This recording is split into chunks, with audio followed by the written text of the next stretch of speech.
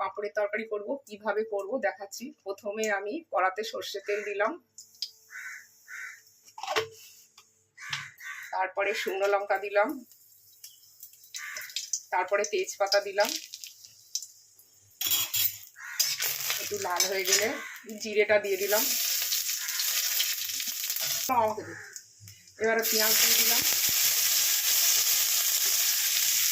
পেঁয়াজটা একটু লাল লাল হয়ে গেলে তারপরে মশলাটা দেবো।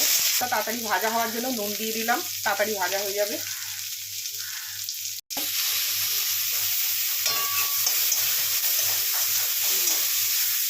সিদ্ধ করা আছে এই আলুটা, এবারে আমি পেঁয়াজটা টমেটোটা নরম হয়ে গেছে, এবার আমি আলুটা দিয়ে দেবো।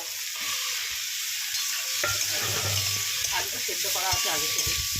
দেবো আদা বাটা, হলুদ গুঁড়ো, জিরে গুঁড়ো আর এটা লঙ্কা গুঁড়ো। এবারে আমি সবগুলো মশলা এখানে দিয়ে দেবো।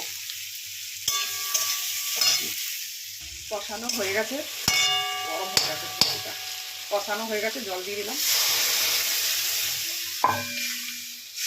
কালারটা কত সুন্দর এসেছে, খুব সুন্দর এসছে কালারটা।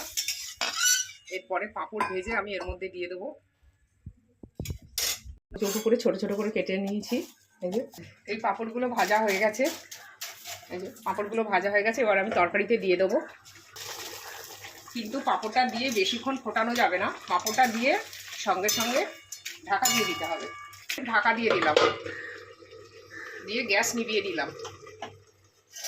পাঁপড়টা কি সুন্দর নরম হয়ে গেছে। এই যে